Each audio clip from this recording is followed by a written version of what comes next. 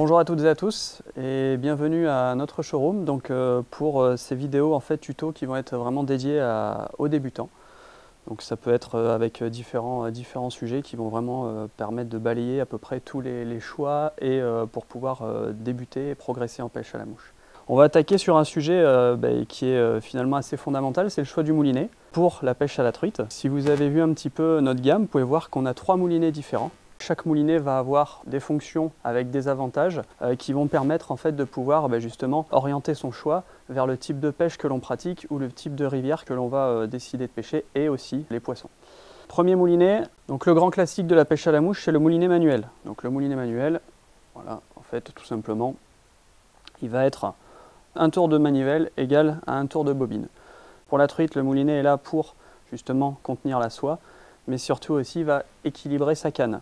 Donc c'est pour ça qu'en fonction des tailles ou des poids, il va falloir souvent ajuster et tester. Le mieux c'est de tester directement un moulinet sur sa canne à mouche.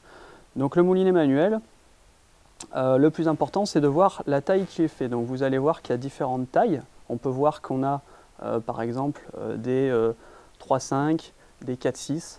Donc en fait pour se donner un petit moyen mémotechnique, en gros un moulinet 35 est destiné pour accueillir des soies de 3 à 5, 4, 6, 4 à 6 et on peut aller jusqu'à 9, 12 quand on va pêcher par exemple les carnassiers. Donc ce qui est important lorsqu'on va acheter et quand on décide de s'offrir un moulinet manuel, c'est de s'assurer qu'on puisse le passer en droitier ou en gaucher.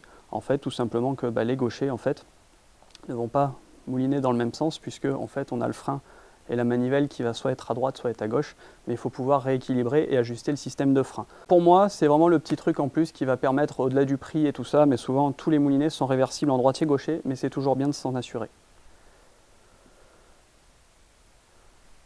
Deuxième catégorie de moulinets, alors ça c'est un petit peu, ça reste notre spécialité aussi, c'est le semi-automatique. Donc le semi-automatique, ici c'est l'Yoto-Nymph, la particularité c'est que la récupération va se faire à l'aide de la gâchette.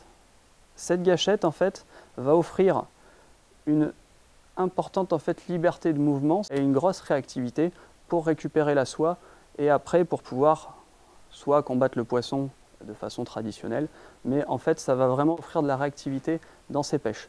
Donc c'est un moulinet qu'on voit de plus en plus au bord de l'eau, qui arrive très clairement avec la pêche en nymphe qui est très à la mode en ce moment. Donc par exemple, typiquement, c'est un moulinet qui s'adapte très bien sur les pêches en sèche, mais qu'on va aussi utiliser sur les pêches en nymphophile. Donc les pêches qu'on appelle nymphes modernes, où généralement on utilise des cannes longues et ce type de moulinet. Donc les semi-automatiques, c'est comme les manuels. Donc il n'y a pas de système droitier-gaucher. Par contre, comme pour les manuels, on va avoir plusieurs tailles. Donc on va avoir des tailles, par exemple sur nos Yoto, on va avoir le Yoto 50, donc là qui va être destiné, c'est peut-être le plus polyvalent parce qu'il va être destiné plus pour les pêches en sèche, mais on peut aussi en faire un usage en nymphe. Et le Yoto 30 par exemple, qui lui va être utilisé pour plus de la pêche en nymphe et de la pêche en sèche, on va dire légère, parce que 30 pour le coup, on est sur une soie de 3 et 50, on est sur une soie de 5. Voilà, en gros, pour faire le moyen mémotechnique. Dernière catégorie de moulinet, c'est le moulinet démultiplié. Donc le moulinet démultiplié, la particularité c'est qu'un tour de manivelle,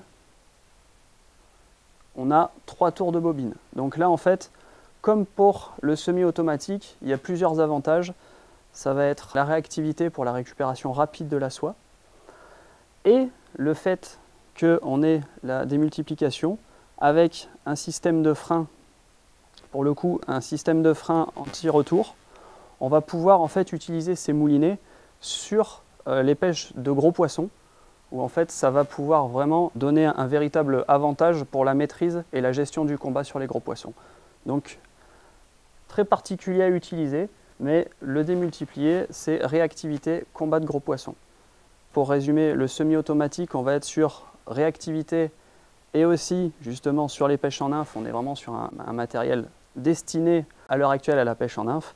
Et ensuite, le moulinet manuel, qui s'adapte vraiment à toutes les techniques de pêche, le plus polyvalent et qui, à l'heure actuelle, équipe une grosse majorité des pêcheurs. Ce petit tuto est fini, en espérant vous avoir un petit peu éclairé sur le sujet des moulinets truites et en vous souhaitant de belles heures au bord de l'eau.